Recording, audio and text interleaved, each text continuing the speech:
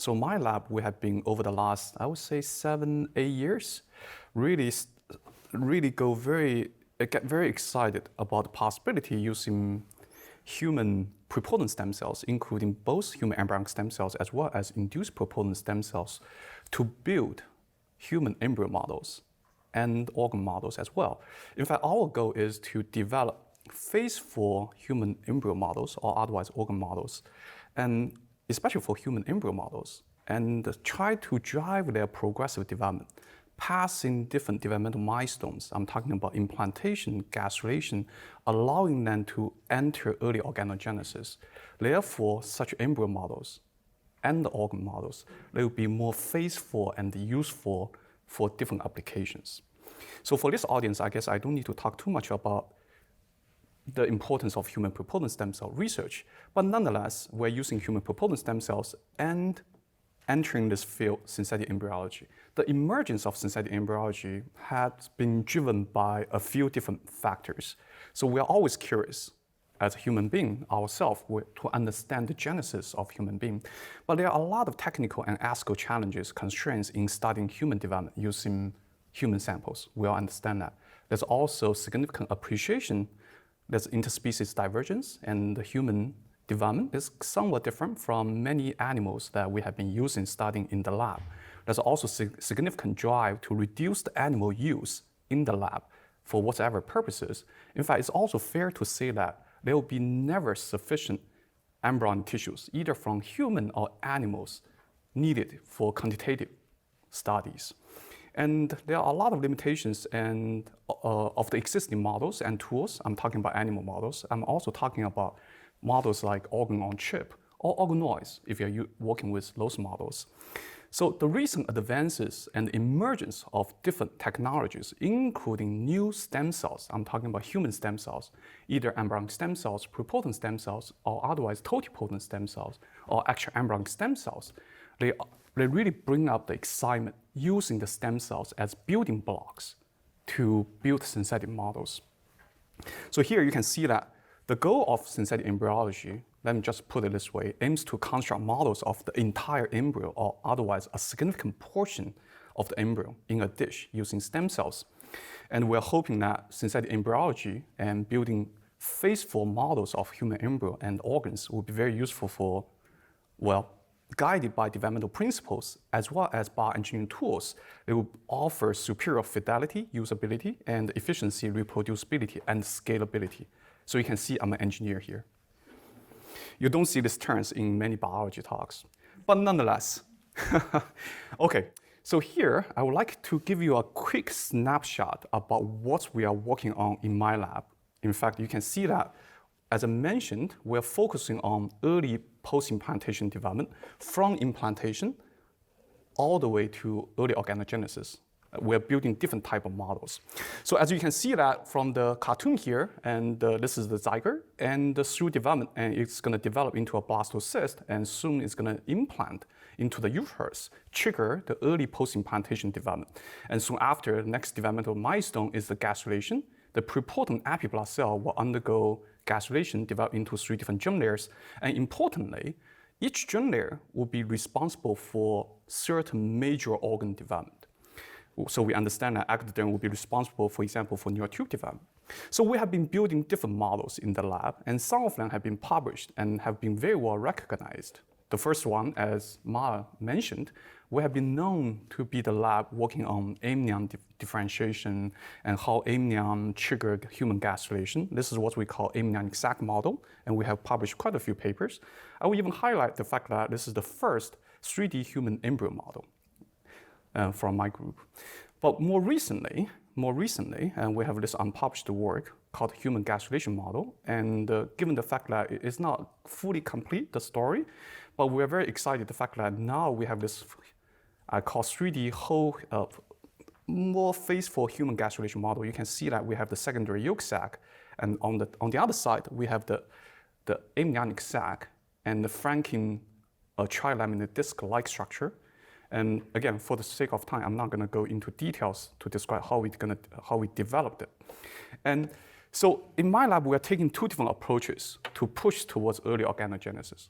One is to build embryo models, as faithful as possible and as complete as possible, drive their progressive development towards early organogenesis. So the first two models here represent this effort. But we also understand that, as I mentioned, each germ layer after gastrulation will be responsible for certain major organ development. So how can we ask the question, can we bypass certain developmental events? I'm talking about implantation, maybe even gastrulation, and guide the organization differentiation of certain germ layers, then drive them, I guess, towards later organogenic events and form organ rudiments. So we're building models of human neurotube development and somatogenesis, even gut tube development. And for the sake of time, I will just highlight one recent work, and it's under revision with Nature. And we're trying to build, as I mentioned this morning to certain folks here, and let me just put it this way, we're really trying to recapitulate the entire, the development of the entire central nervous system. Okay. So going back to the first model and the first approach, how we can build the more faithful, complete human embryo models. So before I provide technical details about our approaches, so let me just give you some more information about early human development and early post-implantation human development. You can see from the picture here, so this is the blastocyst containing the epiblast surrounded by trophectoderm as well as there's underlying hypoblast. Soon after implantation, you can see from the cartoon, there's a cavity spontaneously forming as the center of the epiblast compartment, and this is what we call amnion cavity. And soon after, you can clearly see that as symmetry breaking events, the prepotent epiblast cells next to the invading trophectoderm, they will spontaneously differentiate, forming the amniotic ectoderm. And soon after, and you can see that the remaining prepotent cells as the prospective posterior end of the epiblast, they start to undergo gastrulation, differentiate, and eventually develop into the three germ layers. And somehow between the implantation, but before gastrulation, we understand that, especially from studies using different animal species, we understand that there's also another important cell lineage called primordial germ cells. They will emerge in the implanting human embryo. And it turns out they are from different studies of different species, and people see different observations. And nonetheless, people believe that in the human, primordial germ cells will emerge either in the amniotic ectoderm or otherwise together with the gastrulating cells. Okay, you can see that on the bottom, there are some sectional images showing the human embryos as the corresponding stages. You can clearly see that there's a cluster of human prepotent the cluster of epiblast cells, and soon after, there's symmetry breaking, there's cavity formation, and you can see very clear asymmetric structure. And soon after, there's gastrulation. There's gastrulating cells invading into the space between the epiblast and the underlying hypoblast. So our journey in this space, in this research direction, has been a very surprising and but very fulfilling journey. In fact, my lab was never, when we started day one, 2009, when I started my lab, we were never thinking about studying human development using human prepotent stem cells. At that point, we were really just trying to understand what we call mechanobiology of human prepotent stem cells. How the human prepotent stem cells in an in vitro dish, how they respond to the physical signals in the surrounding environment, and how we can leverage the mechanobiology of human prepotent stem cells to improve their directed differentiation towards clinical relevant cell lineages. Somehow, through this process, I guess during this investigation, and in one of the projects, and you can see conducted by my former Ph.D. student, and who is now associate professor in Tsinghua University through collaboration with my former collaborator, Deb Gumichio. She has recently retired from the university, and her former postdoc, Ken Taniguchi, who is now assistant professor at Medical College of Wisconsin. So in this collaboration, somehow they developed some type of 3D culture, and for the sake of time, because this 3D system has been published extensively, so I will not provide technical details. So in this 3D culture, somehow even in the control condition, which means that we are not adding any exogenous differentiation factors into the culture, and you can see from the cartoon here, there's a small portion of the cell clusters, less than 10%. The cells will undergo very interesting morphogenetic events, including symmetry breaking, suggesting that there's something very interesting going on in the 3D culture. It's going to replay the video here. I'm going to walk through with you. It's going to replay. Let's just watch. It's always fun to watch the video. So you can see the cell cluster, and soon after, there's cavity appearing as the center of the cavity. Oh, sorry, as the center of the colony. Then soon after, you start to see some cells as one pole of the cell colony. You can see they become squamous and flattened, suggesting they're differentiating. That's always the first evidence you want to look for. So indeed, through extensive molecular characterization and trying to understand what are the differentiating cells, it turns out you can see that there's a clear molecular asymmetry, and the differentiating cells will upregulate TFAP2A and TFAP2C, while the remaining cells, as the other pole, the columnar pole, they remain expression for OCT4 and NANOG. So it turns out the TFAP2A, TFAP2C positive cells, for simplicity, let's just call them amnion and ectoderm-like cells, because we have done a lot of molecular characterization to identify their fate, identity. So also, it turns out in a subset of the cell colonies, in a subset of these 10% cell colonies, we start to see additional phenotypes. Let's watch the video here. You can see cavity formation, and soon after, the cells, you can see that as one pole becomes squamous, flattened. But what is most interesting in this video is the fact that the cells as the other pole, they start to, you can see that delaminate, migrate away from the columnar pole. And so we looked into what are these migrating cells. It turns out they express brachyuria and snail, and they lose expression for NANOG. And we understand that brachyuria and snail, these are markers for early gastrulating cells. So really suggesting that this 3D culture, the cell colonies, even though low efficiency,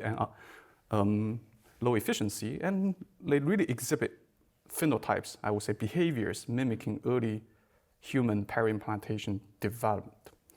But nonetheless, we also conducted some mechanistic studies really trying to understand what are the intracellular signaling mechanisms and transcription factors driving the human pluripotent stem cells to differentiate into amnion and ectoderm-like cells, and based on the transcriptome data, for example. And it turns out, as I mentioned, that only less than 10% of the cell clusters, they will form asymmetric structures. More than 90% of the structures or the cell colonies, they will just uniformly differentiate into amnion and ectoderm-like cells. So this system, in fact, is very useful for understanding amniogenesis. So you can see the video here, the cells will just uniformly differentiate. So it turns out we identified BMP activity, BMP signaling as one of the upstream intracellular mechanisms driving amniogenesis in the 3D culture, and you can see very clear phospho-SMAD nuclear staining in this staining imaging. And phospho-SMAD is one of the, the downstream effectors for BMP signaling. And our observation here is quite consistent with the existing, knowledge of the primate post-implantation development. And you can see BMP4 expression almost exclusively in the amnion and ectoderm in this pre-gastrulation monkey embryo. There's a lot more evidence now, and even from human embryos now, embryonic tissues suggesting upregulated BMP activity in the differentiating amnion and ectoderm. And so when we block BMP activity by using, say, inhibitors like noggin, and you can see that the differentiation of the amnion and ectoderm-like cells will just be inhibited. So given our background, I'm an engineer, and we're always thinking about how we can really bring in engineering tools to really make the model much, much more robust and controllable, therefore useful for downstream mechanistic studies or otherwise screening applications. So we decided to develop a microfluidic system, and you can see this is the top view of the microfluidic system, contains 3 different channels. The channel in the center is called gel channel, and separated, then on the top there's a cell loading channel, and on the bottom there's an induction channel. So what we do is the 3 channels are separated by what we call supporting post, and the black boxes here in the center. So what we do is we just preload the center channel, the gel channel, with liquid gel.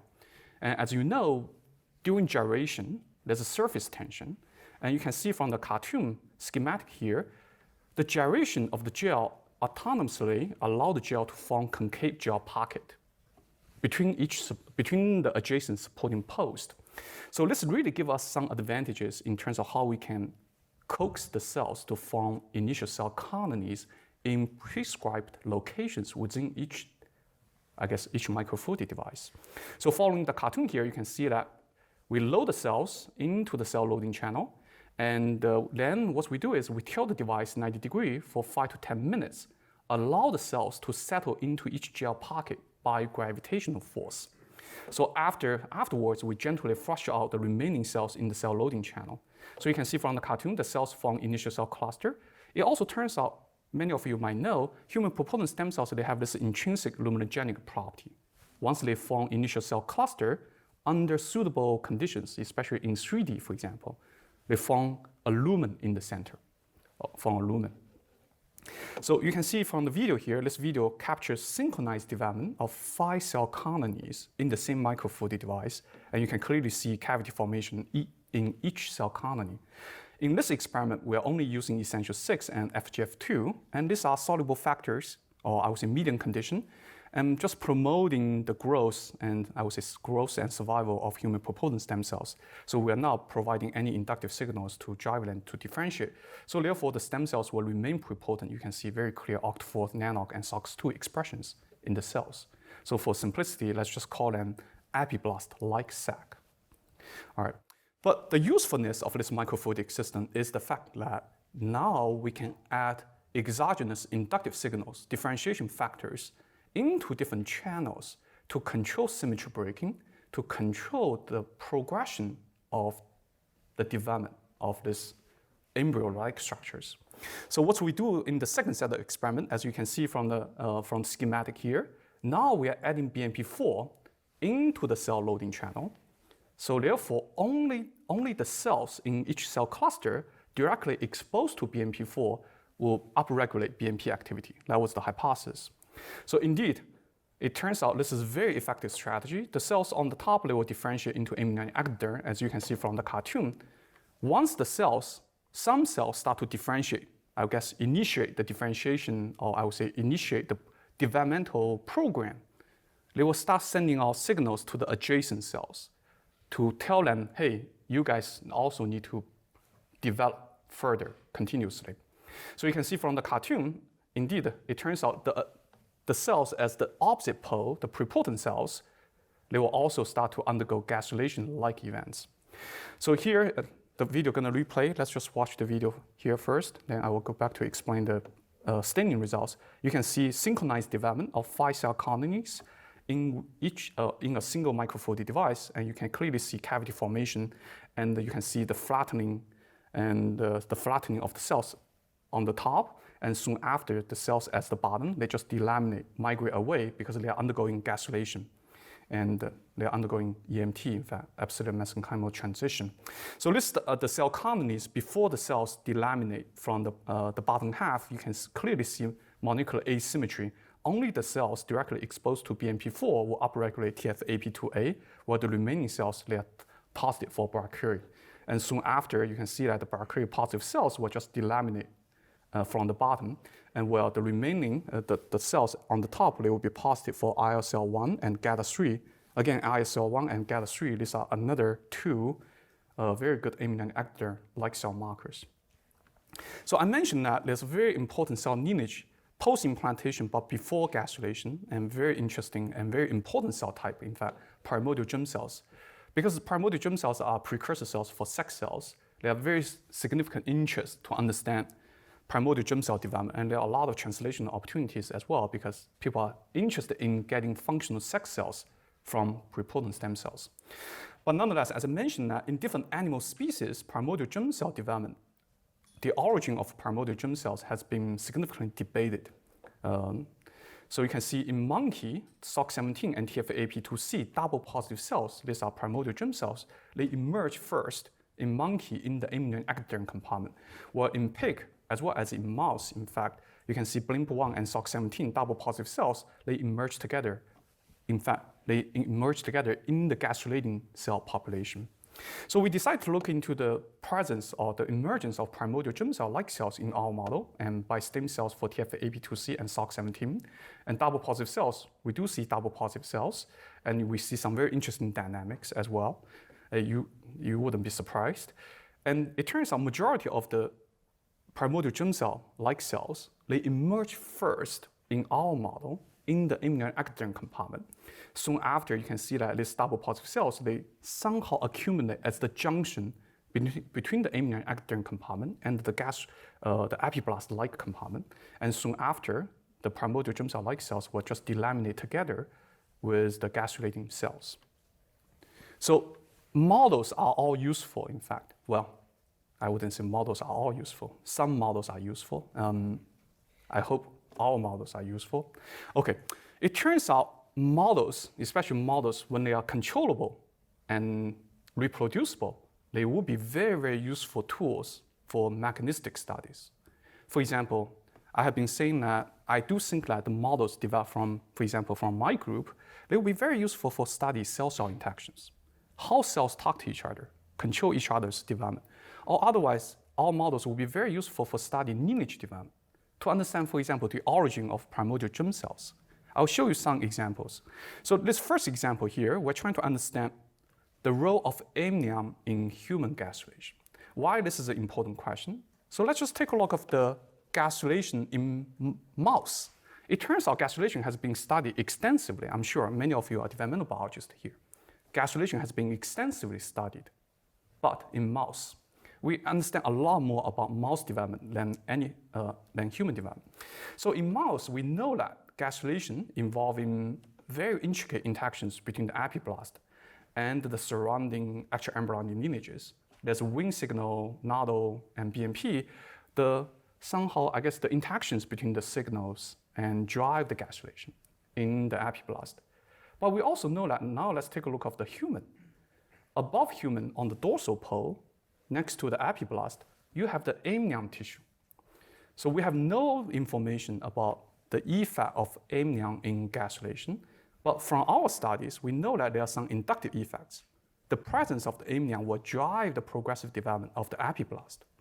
So we ask the question, what's the role of amnion in gastrulation, human gastrulation? So this is the live image, live cell assay, and somehow we have this reporter line, brachyury reporter line, and basically we tag the brachyury with fluorescent protein, and this is a reporter line from Val Weaver from UCSF, allowing us to monitor brachyury activity. So you can see that the GFP positive cells, they will emerge first, always emerge first as the junction between the amnion ectoderm and the remaining epiblast. Then you can see the fluorescent signal will propagate to the rest of the epiblast compartment, really suggesting that there's signal propagation in this case. Naturally, we decided to conduct more detailed experiment to understand inductive effect of amnion on human gastrulation, and we decided to do some co-culture assays, which is very simple. So you can see from the schematic, we differentiate human pluripotent stem cells into amnion ectoderm-like cells by basing the cells with BMP4 for 48 hours, driving them to differentiate. Then later, we remove BMP4 from the medium. Then we added a second batch of undifferentiated human pluripotent stem cells to establish this co-culture. And as you can see that after 48 hours of co-culture, and all the cells, all the later added human pluripotent stem cells, you can see that they upregulate CDX2, they lose expression for NANOG, and they will upregulate expression for brachyury. So suggesting that they start to really upregulate transcription factors associated with gastrulation.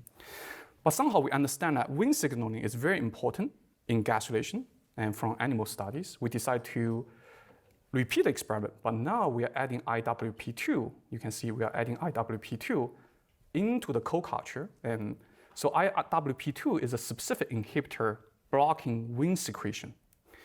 So therefore, it has a significant inhibitory effects on both canonical and non-canonical wing activities. So after we treat the co-culture with IWP2, you can see that we don't see the upregulation of the CDX2 or brachyury anymore, and all the cells will remain OCT4 positive and NANOG positive. So indeed suggesting that the inductive effect from the amnion depending on wing secretion. So we decided to do a few more experiments using our microfluidic system, and you can see that the top panel here, this is just control experiment. So we have the BMP4 in the top channel, and we have this molecular asymmetry, and the remaining epiblast-like cells will upregulate brachyury. But when we add IWP2, repeat this experiment, adding IWP2 into the culture, the brachyury expression will be gone. And when we further repeat the expression by using IWR1 now, and IWR1, as well as DKK1, another two inhibitors, these two inhibitors are known to be blocking components involved in canonical wing signaling. Somehow, the brachyury expression is not affected. that really suggesting, hinting that there might be some underappreciated non-canonical wing components in our system. And we're continuing looking into that. This is ongoing investigation. Okay, so our system is very, very controllable and also compatible with downstream genomic analysis, and such as single-cell sequencing. And so you can see that we can isolate the cells from the microfluidic device, perform single-cell sequencing using 10x genomics. And you can see that this is the early time point, and by day 48 hours, by t equal 48 hours, you can see very clear separation between cell clusters, which is expected. So you can see the amnion-like cell population, and we have very big population of primordial germ cell-like cell population, and we have this gastrulating cell population, and it turns out they are all mesoderm-like. So we can integrate the cell population, and you can see that this is an integrated data set, and combining the data from 3 different time points, and we can calculate we can perform RNA velocity analysis, trying to really understand the lineage development. And why we were really trying to understand, particularly, where is the PGC coming from? How PGC-like cells develop in our model? Well, long story short, we don't have the answer yet. It remains very puzzling. But let's take a look of the three-dimensional plot for the single-cell sequencing data. We clearly see 3 different lineage passes from the pluripotent cells. There's one lineage, the amnion-like cell development, and very clear. There's another lineage development, the gastrulating cell lineage development. There's the third one, PGC-like cell development.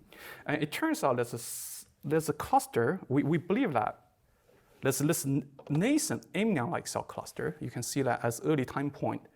This nascent amnion-like cell cluster contains a subpopulation of cells.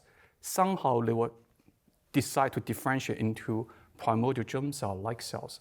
And what are the underlying mechanisms, what are the transcription factors involved in that fate decision is still under investigation.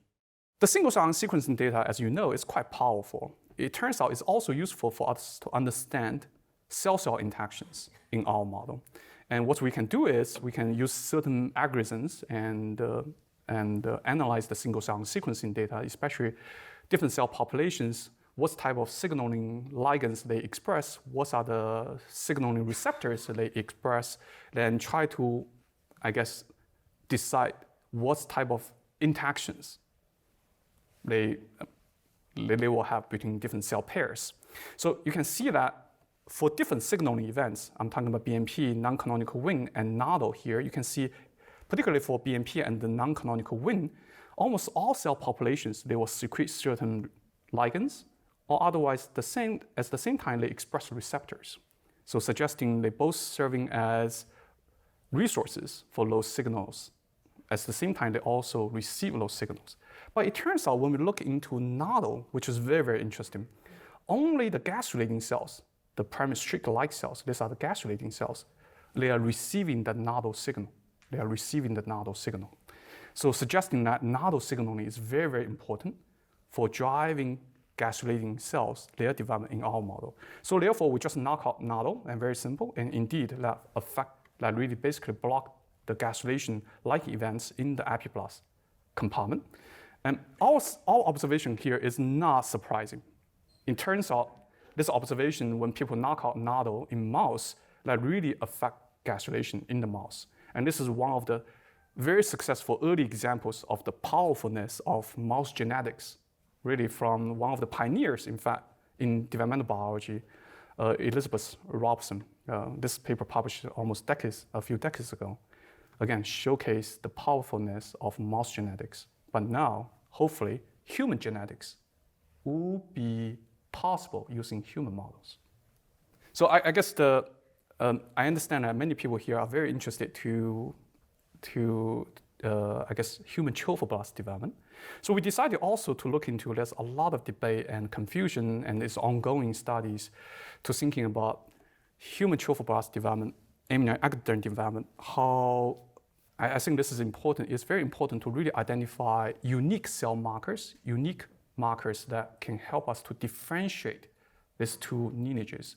So we put a lot of single-cell sequencing data set that have been published by different groups, especially from primate samples. I'm talking about in vivo samples, and identified lineage markers. So it turns out, indeed, we were able to identify some very useful markers to differentiate human trophoblasts and amnion ectoderm. And you can see that amnion will upregulate ISL1 and GABRP, and for trophoblasts, we identify a few other markers, GCM1, FABP3, and some other markers. And it turns out we identify those markers, and these markers also have very good antibodies to use. That's the reason they should be very useful for the field. So you can see that we further validate the markers, how they can differentiate human trophoblasts and amnion ectoderm by using human blastocyst as well as monkey embryo samples. And for the sake of time, because this has been published, I don't need to go through the details, but you can see, for example, ISL1 only marked the amnion ectoderm in this pre-gastrulation monkey embryo, but not the trophectoderm. So now I'm going to switch gear now, as I mentioned at the first part of my talk, to highlight how we can build faithful human embryo models and hopefully one day promote their progressive development, passing gastrulation, enter early organogenesis. I think we have a viable path moving forward.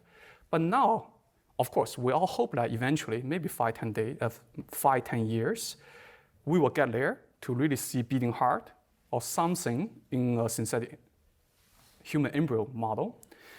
But at the same time, there might be a wishful thinking. So how we can bypass, maybe develop different alternative strategies, bypass certain developmental events, and to build faithful human organ models. So we understand that here, let's focus on the cartoon here. We understand that, for example, as I mentioned, major human organs, they all develop from different germ layers. For example, ectoderm is responsible for neurotube development. Endoderm is responsible for gut tube development. Mesoderm is responsible for soma and beating heart, human cardiac development. So how we can leverage existing knowledge in development organogenesis to build faithful models of human organ. So if you take a look at all the developments of organs, they almost follow some simple transcript. Well, this is a transcript that I guess I envisioned as an engineer. Maybe it's a very simplified view, okay? So you have a sheet of naive embryonic precursor cells. Somehow through morphogenesis, they either fold, split, or through condensation, they form a blob cluster. And then they form some type of 3D embryonic structures, say a tube. Then through inductive effects, we understand inductive effects and adjacent tissues, they will secrete soluble factors to drive the patterning of this three-dimensional embryonic structure. Then you have this patterned embryonic structures. Then different regions of the embryonic structures then be constrained by gene regulatory network. They differentiate into different lineages and they undergo continuous development. So following this transcript, for example, the central nervous system will develop through, say, a sheet of naive ectoderm cells. Through neuration, they form a neurotube. So neuration describes the folding formation of the neurotube. And we understand as embryonic induction, they are the notochord. They are non-neural ectoderm, and they will secrete, or otherwise they are also rostral-caudal patterning signals from adjacent tissues. They will drive the patterning of the neurotube, divide them into brain and spinal cord regions, okay? And eventually, the precursor cells in different regions of the neurotube, they will differentiate into different cell types. Same thing for the gut tube and respiratory and digestive system. So it turns out, as you may know, in fact, over the last few decades, bioengineers, they have been developing a lot of useful tools to really control the structure, I would say, to control the structure, the boundaries, and guided organization of cells and tissues. So I'm talking about people can easily control the extracellular matrix properties, their adhesive ligands, mechanical properties, and we can control very easily tissue shape, either a colony of cells or otherwise a tubular structure, it doesn't matter. And we can superimpose soluble gradients using, for example, tools like microfluidics. To a certain extent, we can even control mechanical forces. We can stretch the tissues, compress the tissues, or otherwise you can even imagine that through printing technology. I'm talking about 3D printer, right? You can even start to control tissue-tissue assembly. And we all understand that these are very interesting, useful, powerful tools and might be very useful to control tissue form and function. All right, just to highlight how we can leverage and follow this simple script, as I mentioned, for early organogenesis, I'm going to highlight Neurotube development. We are building a whole human patterned, fully patterned human Neurotube development model. So let's take a look at this CS12 human embryo. This is a human embryo towards the end of the first month's pregnancy. And you can see that from the head to the tail, the length is about 4 millimeters. And when you take a section of the spinal cord region, and this is the Neurotube, is an oval-shaped tubular structure flanked by the somites. And the diameter is about 200 micron up to 400 micron. It's a tubular structure. There's a cavity in the middle. So as I mentioned that after neuration, let's assume that you have a naive neurotube. They start to perceive inductive signals from adjacent tissues. So we are talking about, for example, FGF-A and Wnt. There's also retionic acid signaling. And very important, divide the neurotube into forebrain, midbrain, hindbrain, and the spinal cord. There are also inductive signaling centers, I'm talking about epidermis and notochord, establish anti-parallel morphogen gradients involving BMP and Sony hedgehog. And this anti-parallel morphogen gradient perpendicular to the neurotube, very important for dorsal ventral patterning of the neurotube. So this is existing knowledge, a template from in vivo studies, animal models. So how we can recapitulate in vitro using bioengineering tools. So think about this way, let's assume that we can use engineering tools to generate human pluripotent stem cell colonies with defined geometry. In this case, an elongated, rectangular shaped cell colony of human pluripotent stem cells. We can guide their development into a tube. Okay, we guide them development into a tubular structure. Then let's assume that we can superimpose controllable morphogen gradients. And in this case, the first morphogen gradient is along the tubular length, along the length of the tube. So later, let's assume that we can further superimpose morphogen gradients perpendicular to the tube length, okay, for dorsal ventral patterning. So that's exactly what we decide to do and what we like to achieve. And we build a very successful microfluidic device. It is very, very powerful, in fact. So this is a microfluidic device. It contains 3 different channels. Let's just focus on the zooming picture here. It contains 3 different channels. In the center channel, we use certain type of technology called microcontact printing, allow us to print adhesive molecules on the surface of glass cover slip. So therefore, when we see the human pluripotent stem cells into the center channel, you can imagine that human pluripotent stem cells will only attach to the adhesive islands from the initial cell colony, rectangular shaped cell colony. Then we load gel into the center channel to provide a 3-dimensional cultural condition for the human pluripotent stem cells. As I mentioned, that human pluripotent stem cells, they have intrinsic luminogenic properties, especially when they embedded in 3D culture. They just form lumen spontaneously. I will show you the data. Then we have the top channel and bottom channel. They're just useful for us to add soluble factors. So to apply, this same device will be useful for us to establish morphogen gradients as well. You can see from the cartoon here, by adding soluble factors into the 2 reservoirs connecting the center channel. Now you can imagine that only the 2 reservoirs connecting the center channel, we add soluble factors, or we add different soluble factors. You can imagine that we can establish chemical gradient along the length of the tube. Then later on, we can add the different soluble factors into the top channel and the bottom channels. So therefore, you can imagine that allow us to establish morphogen gradients perpendicular to the length of the tube. So it turns out this is a very effective strategy for forming human pluripotent stem cell tubes. So you can see that this is the video capturing synchronized development of 6 cell colonies of human pluripotent stem cells forming elongated tube.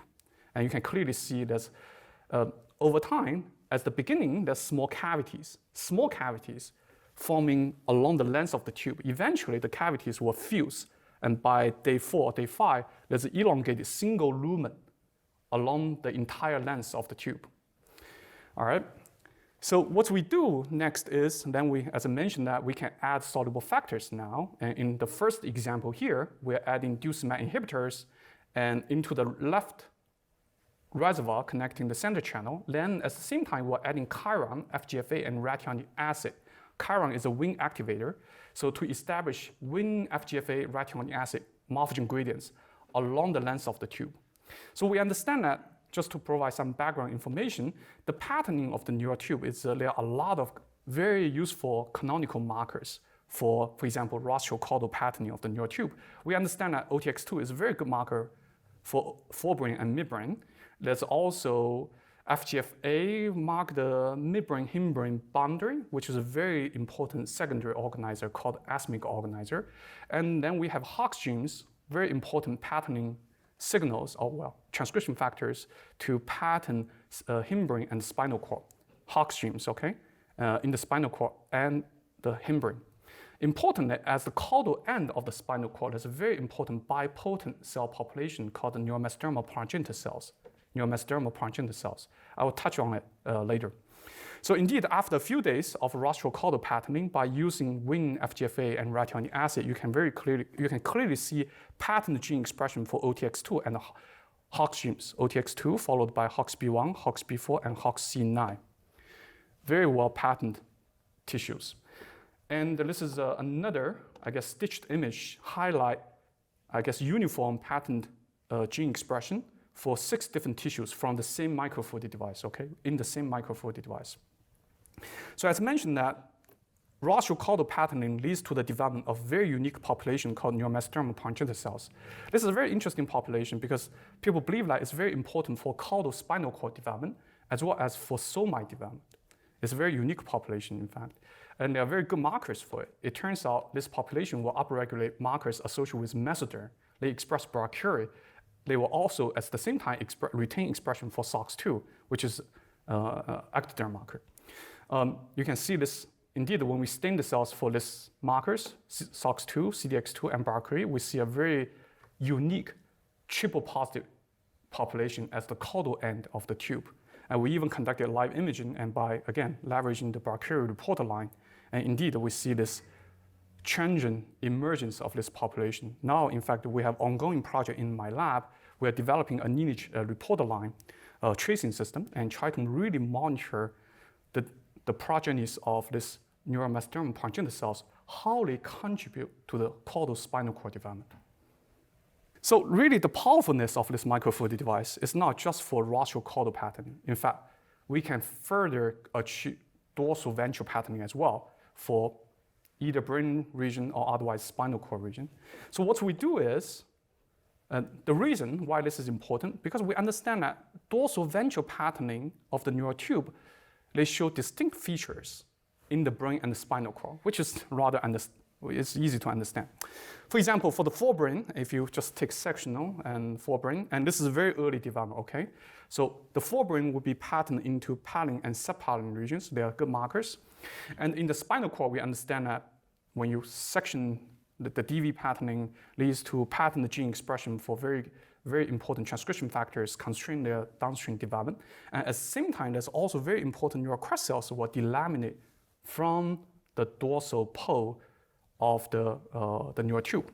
So what we do here now, after rostral-caudal patterning, we just add one more step for dorsal, or after rostral-caudal patterning, we add one more step to achieve dorsal ventral patterning. You can see from the cartoon, we are adding BMP4 into the top channel. We are adding rationic acid and the SAG. SAG is an agonist for Sony Hedgehog signaling to achieve anti-parallel morphogen gradients perpendicular to the Neurotube. Then at a certain point, in this case, day 9, we just section the tissues. And by day 9, unfortunately, the forebrain tissue is not patterned yet, but I will show you better data and over time. And you can imagine that. But by day 9, we already start to see dorsal ventral patterned spinal cord. You can clearly see dorsal expression for PAX3, and also you start to see neural crest cells delaminating from the dorsal pole. And I will come back to the neural crest cells because neural crest cells are just amazing. Then on the ventral side, you can see clearly OLIG2 expression and NKX6.1 expression. We can prolong the culture of the tissue and try to really achieve dorsal ventral pattern, the forebrain regions. And indeed, let's zoom in, take a look of the expression for PAX6, DLX2, and NKX2.1. And we clearly see pattern expression, suggesting that DV patterning in the forebrain region is also achievable in our system. Okay? All right. And at the same time, you can see that the SOX10 positive neural crest cells continue to delaminate from the dorsal pole of the Neurotube. Well, we have the tissues and how we can further authenticate beyond just a few canonical markers. Again, we can just generate transcriptome data and we can perform comparative transcriptome analysis and really to authenticate and authenticate the structures and tissues. And just for the sake of time, I don't have time to really go through the details. I think it's time for me to really wrap up. Unfortunately, I do have a few important data to show, 2 more slides containing data. What we can do with the tissue? Well, there are a few directions we're pursuing, and one is to study lineage development. I mentioned that we are trying to generate lineage reporter lines to allow us to study how NMP population, neuromesodermal progenitor population, contribute to caudal spinal cord development. We're also trying to study neural crest cells. Why? It turns out neural crest cells are very easy target for us to trace. Once they become specified in our tissue, you can imagine that they just delaminate, migrate away. It's very easy for us to follow them. It's very easy for us to monitor their dynamics. So it also turns out neural crest has very interesting dynamics. There's a very well-known behavior called axial position-dependent neural crest development. It turns out the neural crest cells, as the brain, they have very strong tendency to differentiate into, for mesenchymal phases, say craniofacial tissues. But the neural crest cells in the spinal cord, they will lose that. They don't differentiate into, say, mesenchymal lineages. So we decide to look into different lineage markers for neural crest cells along the rostral-caudal axis. Indeed, you can see that only the cells, neural crest cells, as the as the rostral end, they will upregulate TWIST1, which is a mesenchyme marker. And well, the cells, neural crest cells, as the caudal end, and they will upregulate, say, FOX2B, and this is sympathetic, this is a marker for sympathetic neurons. All right, just the last story here. So now, in fact, we are trying to use the synthetic Neurotube model to study disease. It turns out one of the diseases we decide to trace is Charge syndrome. It's a very well-known, in Charge syndrome, there's defective cranial neural crest development. There's defective neural crest development. And for example, here, using animal models, for example, when you knock down CHD7, and it turns out CHD7, Charge syndrome is perfect for us to study as well. Why? Because it's mediated by a single mutation of a single gene, mutation of a single gene, CHD7. It's perfect for us. And at the moment, obviously, you can even say that, hey, why not study autism? Well, autism is polygenic. It's not as easy. It turns out, for example, when people knock down CHD7, they clearly observe defective neural crest migration. And many of the phenotypes exhibited by Charge syndrome, and they show defective craniofacial defects, suggesting there's involvement of neural crest cells. Indeed, when we use the patient-derived iPS cell line from Charge syndrome patients and compare them to the isogenic control, and you can see, we clearly see very drastically different neural crest migratory behaviors between these two population of cells, neural crest cells. Okay, with that, I would like to close my talk. I think it's time for me to wrap up. This is just my group. There's some very talented postdocs and graduate students and the alumni of my group and my collaborators here, and these are the funding resources. With that, I would like to close my talk. Thank you very much for your attention. So as I mentioned, hinted, all models are wrong, but some are useful. Well, we're hoping that some of the models we are developing will be useful, and we will be very happy to share any models we have been developing with any one of you. If you're interested, just let me know. Thank you so much.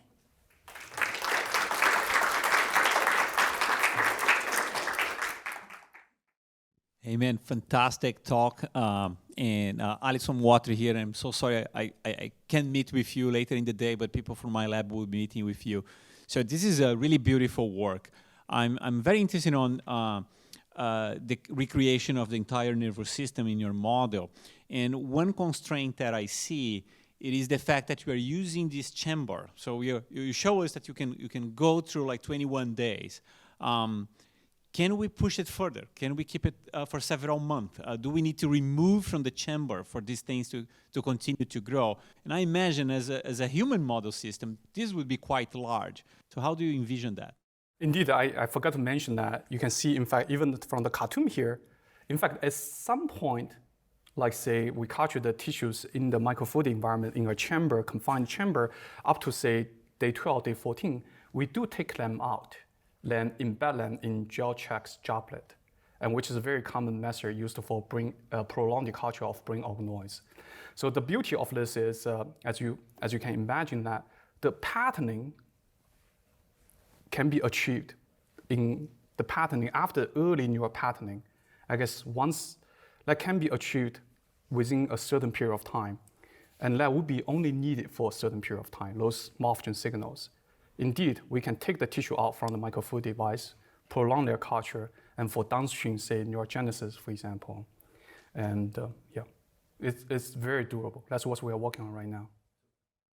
Yeah, I mean, as you point out, right, that every model is imperfect in some way. This is super exciting. But I'm wondering, when you dissociate to single cells and compare transcriptomes, I think you started to kind of look at that, but didn't have time to present it. I'm curious, kind of, in these at this stage, to what degree, like, the cells, somewhat recapitulate known cell types, and do you see unique cell types, right, that you can't quite describe right now? Yeah, we can take another look of the single-cell sequencing data here, I guess. Indeed, in fact, when we, for example, we can collect the cells from our synthetic tissue at different time points, say day 4, day 9, and day 21. And you can see from the integrated data set. So it turns out our day 4 synthetic Neurotube compare best with mouse E8.25, and our day 21 compare best with mouse E11.5. This is not surprising because from E8 up to E11, E12, that's really where the early neural patterning happens. Then going back to your question about different cell lineages, cell types, do we see some surprising cell lineages or even otherwise unexpected cell lineages? I wouldn't say so, but we were very happy to see really a very broad spectrum of cell lineages. And because this is something very interesting, you can see that we have forebrain cells, midbrain cells, asthmic organizer, which is really the secondary signaling center between midbrain and hindbrain. Then hindbrain, spinal cord, we have even roof plate, and we have floor plate cells, then we have neural crest cells, then we have neurons. And within the neuron population, as you would imagine that, indeed I would say, even by day 21 in our system, we start to see a lot of different types of neurons, including both inhibitory neurons and excitatory neurons. And yes, and it would be fun, I guess, to really start to see how they continue to develop, integrate, and yeah. I actually have a question going back to your Amnion and PGC data that you showed. You mentioned that there's a subset of, is it the amniotic ectoderm cells that you think are precursors to the PGC? Is that unique? Because that's very different, right, from mouse. So is that, or I wondered also whether can you actually differentiate between that versus kind of epiblast-derived cells migrating down the amnion and then developing into PGC? So I think I need to make it clear. We don't think that the amniotic ectoderm cells, some of them are precursor cells for PGC cells. No, but somehow when we name the cells, we named the one population, for example, the earlier time points, we just call this nascent amnion-like cells. But doesn't mean that these are the cells, they are committed or they are destined to become, all of them will become amnion-like cells. But it turns out this population of cells, as you can see even from the single-cell sequencing data, they share a lot of, it's really, they share a lot of similarity, transcriptome similarity with all cell populations, all the other cell populations. And how to really tease out the fundamental, the very fundamental question: what's the mechanisms? What are the gene regulatory network, and dictate PGC differentiation from this seemingly simple system? Well, still not simple enough. We don't know. We really don't know. We have a few hypotheses. We have a few transcription factors in mind. But besides that, I can't say more than that. Yeah. It's really just some cells there. Yeah. I'll take a few questions from online. I'm going to combine these. It's more two technical questions. One is how do you control for diffusion of various factors when you add them, so that you can be certain that when the factor's added, it really is restricted in its action to the particular region you are interested in? And then the second question, which is, I guess, related to that, is how are you able to tie a particular factor to a particular structural change? Mm-hmm. So this is a great question. I guess first is I should mention that the morphogen gradients, in fact, it turns out this is a microfluidic device, and the soluble factors, say rationic acid, FGFA, and Wnt molecules, were adding to the microfluidic devices. They diffuse pretty fast. Through some simple calculation, in fact, we have done a lot of characterization as well. The stable linear gradient can be established by these soluble factors within, I would say, a few hours. So which also means that all the cells, more or less, they're exposed to a static morphogen gradient over time, a static morphogen gradients. Because the cells, they are embedded in gel, as I mentioned, that after initial cell colony formation, we add gel into the center channel. So there's no active fluid flow. There's no shear stress experience. The cells will not be exposed to external shear stress. And the second question about how do we know different soluble factors, morphogen signals, they are responsible maybe for different structures. I guess first,